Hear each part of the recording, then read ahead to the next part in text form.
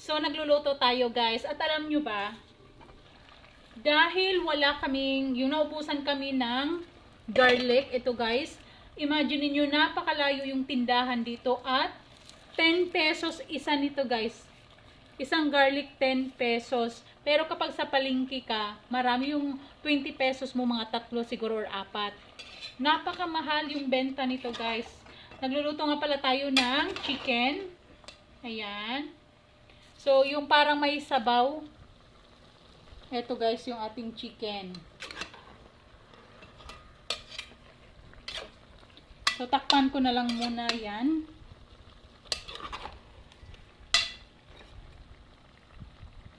So, napaka-busy. Sa amin kasi, yung mga tindahan dito guys, malayo.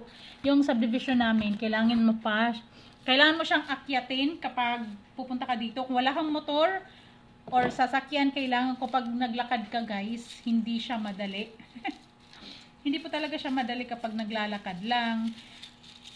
Kaya, at tapos, walang tindahan dito masyado dahil bago lang kami dito, bagong lipat. Yung mga homeowners dito, yung iba hindi pa nakapag-fully paid, hindi pa nakapag-transfer. Konti pa lang yung nakatira dito, kaya walang tindahan masyado, malayo. Kaya, kapag meron tayong bibilhin, kailangan talaga may stock, naka-stock yung mga basic needs natin, lalo na sa pagluluto. So, napakakalat pa at yung bahay natin hindi pa maayos. So, makalat, madaming dapat gawin.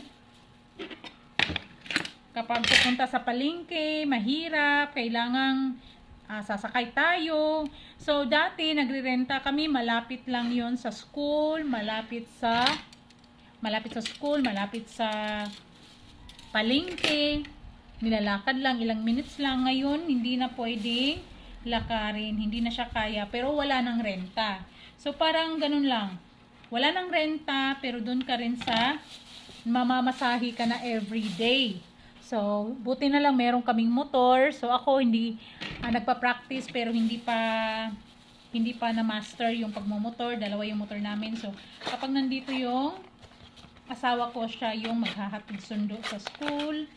Tapos sa gabi, trabaho. So, ganun lang talaga. So, mas lalong nadagdagan yung kanyang trabaho. Pero, ganyan talaga sa buhay, guys. Tiis-tiis.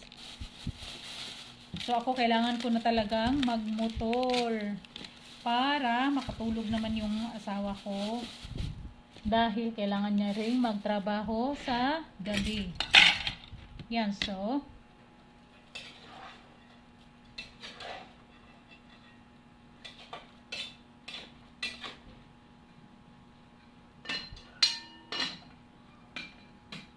Tapos yung buti namin, ano na siya, paubos na. So kapag ubos na yung butin, pupunta na naman dun sa, ano siya guys.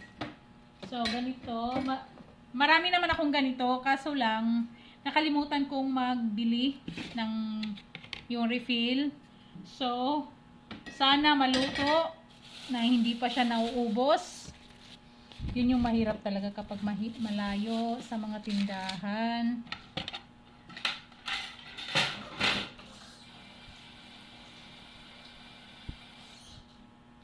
At yung tubig namin hindi kasi siya yung sa MC na mura lang yung minimum. So yung Abeho 400, yung minimum 400 plus. Kaya kailangan magtipid-tipid sa tubig. Dahil yung iba daw malaki talaga yung binabayaran nila monthly.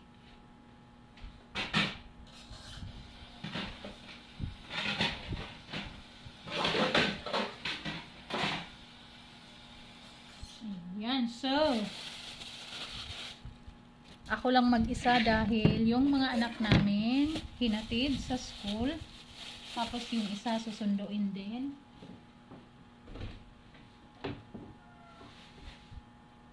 So, dito nga pala yung aming mga nukis nakatira guys. Kung natatandaan ninyo, meron tayong mga nukis dyan na nakatira. So, silang dalawa nandyan. Kapag, guys, kapag open yung aming pintuan, sisilip lang yan sila sa loob. Yan. So, sisilip lang yan sila, hindi sila papasok. Pero, paminsan-minsan nangangatok din po yan. Kinakatok yung aming pintuan.